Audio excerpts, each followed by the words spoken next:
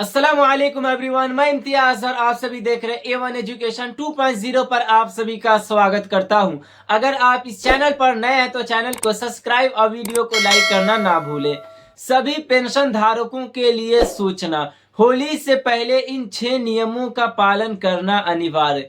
वृद्धा विधवा दिव्यांग पेंशन, जितने भी वृद्धा विधवा दिव्यांग पेंशन धारक व्यक्ति हैं उन सभी व्यक्तियों के लिए होली से पहले इन 6 नियमों का पालन करना अनिवार्य है। अगर आप इन नियमों का पालन नहीं करते हैं तो आने वाले वक्त में आप सभी के पेंशन को बंद कर दी जाएगी। तो आज की इस वीडियो में हम जानेंगे, अगर आपके पेंशन 1 या 2 महीने से बकाया चल रहा है या फिर आप सभी के पेंशन अभी तक नहीं आ रहा है तो उसके रीजन क्या क्या हो सकते हैं। तो हम आज की इस वीडियो में सारी जानकारी देने वाले हैं। और अगर आप इस चैनल पर नए हैं तो चैनल को सब्सक्राइब और वीडियो को लाइक करना ना भूलें, क्योंकि आप सभी के लिए ऐसे ऑथेंटिक न्यूज मैं लाता हूं और आप सभी की पेंशन कब से बढ़ेगी वो भी हम सारी जानकारी देने वाले हैं। क्योंकि यहाँ पे साफ साफ अपडेट निकल के आ रहा है कि सामाजिक सुरक्षा पेंशन योजना ताजा अपडेट जो आप सभी के लिए ये खबर निकल के आई है, जैसे कि किन किन योजनाओं में बदलाव हुआ है, यानी अब किन किन ये सरकारी योजनाओं में बदलाव हुआ। जैसे कि सामाजिक सुरक्षा के तहत मुख्य रूप से 3 योजनाओं में संशोधन यानी समीक्षा की चर्चा की जा रही है। जैसे कि वृद्धावस्था पेंशन, यानी जिस व्यक्ति की आयु अगर 60 से अधिक है तो उन्हें वृद्धावस्था की पेंशनें मिलती है। जैसे कि और कोई महिला व्यक्ति है तो उनकी आयु 58 साल है, उनको वृद्धावस्था पेंशन मिलती है। अब हम बात करेंगे दूसरा, जैसे कि विधवा पेंशन, यानी अगर कोई महिला है उनको वृद्धा विधवा दिव्यांग पेंशन, ये 3 प्रकार के पेंशन का लाभ उठाते हैं तो उनको इन नियमों का पालन करना अनिवार्य होगा। जैसे कि अब हम तीसरा बात करते हैं दिव्यांग यानी विकलांग पेंशन, यानी जिस व्यक्ति को भी विकलांग पेंशन मिलती है अब उन्हें इन नियमों का पालन करना अनिवार्य है। यानी जो ये आप सभी को पेंशनें मिलती है, यानी एनएसपी से माध्यम से होकर अब आप सभी को पेंशनें मिलती है, जबकि राशि और अतिरिक्त लाभ राज्य सरकारें तय करती है। जैसे कि आप सभी को कितनी राशि मिलने वाली है और आप सभी को कितनी राशि मिलेगी ये राज्य सरकार तय करती है। जैसे कि सरकार का उद्देश्य है कमजोर और सहायक आर्थिक रूप से पिछड़े वर्गों को नियमित आर्थिक सहायता देकर उनका जीवन स्तर बेहतर बनाना। यानी पेंशन इसलिए व्यक्तियों को दी जाती है जैसे कि जो पिछड़े व्यक्ति हैं, जो गरीब तबके में आते हैं, जो कमजोर तबके में आते हैं, उन सभी व्यक्तियों को अब मजबूत स्तर पे लाना, उन्हें ऊपर स्तर पे लाना, जिसके वजह से उन्हें पेंशनें मिलती है। जैसे कि हम बात करेंगे होली से पहले बढ़ोतरी की संभावना, यानी होली से पहले यहाँ पे अपडेट निकल के आ रही है कि आप सभी के पेंशन में बढ़ोतरी होने वाली है।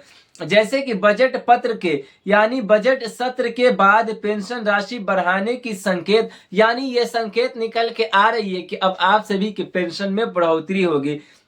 जैसे कि हम बात करेंगे कुछ राज्यों में प्रस्ताव चर्चा में है, जैसे कि वहां पे पेंशनें बढ़ाई जा रही है, जैसे कि 2 या फिर 6 महीनों की बकाया राशि एक साथ जारी की जा सकती है। यानी आप सभी के अगर 2 या 3 या 4 महीने से बकाया राशि है, आपका बकाया पेंशन है, तो अब आप सभी को एक मुश्त में भेज दी जाएगी। जैसे कि पहले बढ़ी हुई नई पेंशन दी जाएगी बकाया बाद में, यानी जो आप सभी के पेंशन हर महीने मिलती है उसे कंटिन्यू रखा जाएगा और जो आपके बकाया पेंशन है उसे 1 या 2 महीने का जो भी है उसे एक मुश्त में जो आपको पेंशन मिलती है उसके बाद उसे भी भेज दिया जाएगा।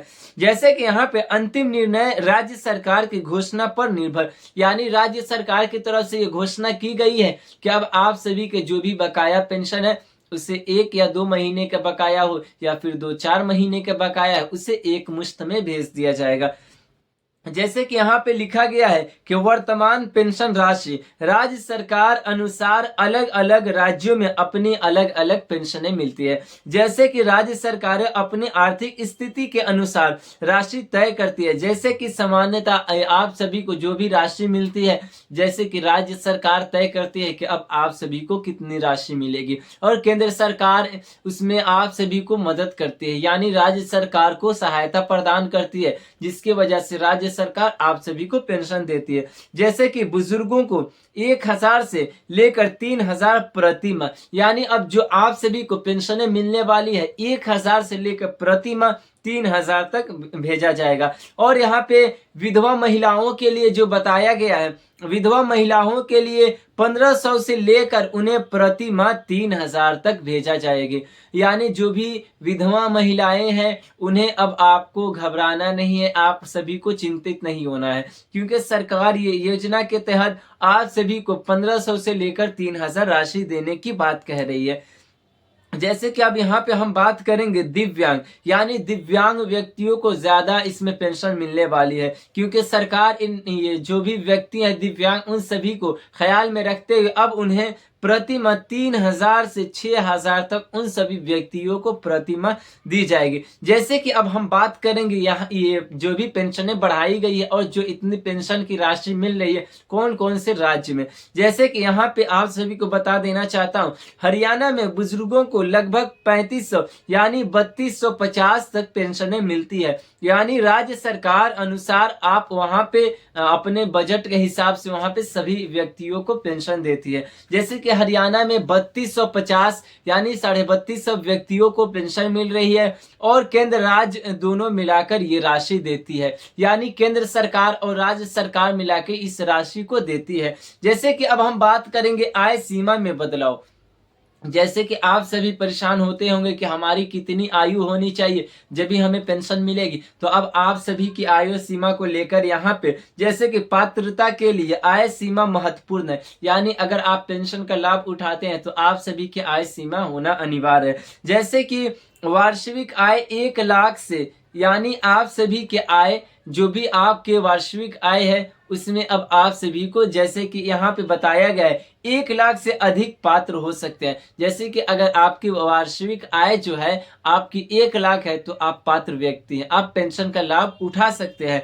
जैसे कि परिवार की मासिक या फिर आय 80,000 से अधिक पेंशन रोकी जा सकती है। यानी आप सभी के अगर मासिक यानी महीने में 80,000 से ज्यादा अगर आपकी आमदनी है तो आप सभी को ऐसे व्यक्तियों को पेंशन नहीं मिलेगी।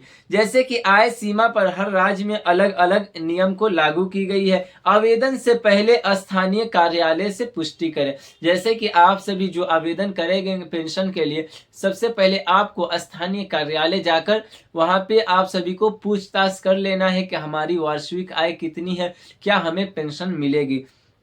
अब हम बात करेंगे दिव्यांग पात्रता में राहत। जैसे कि पहले जो भी व्यक्ति दिव्यांग थे उन सभी को कितना यहाँ पे पहले न्यूनतम 60 दिव्यांगता जरूरी थी, यानी आपकी दिव्यांगता 60% से ज्यादा है या फिर आपको उससे भी अधिक है तभी आपको पेंशनें मिलती थी। मगर यहाँ पे अब बताया गया है कि कई राज्यों में 40 दिव्यांगता पर भी पात्र व्यक्ति है, यानी आप अगर आपकी डिसेबिलिटी 40% से कम है जब भी आपको अब पेंशन मिलेगी। जैसे कि इसमें अधिक लोग लाभ ले सकते हैं। जैसे कि बहुत ऐसे व्यक्ति हैं जिनकी दिव्यांगता 40 से नीचे है, उन्हें भी अब ये पेंशन को भेजा जाएगा।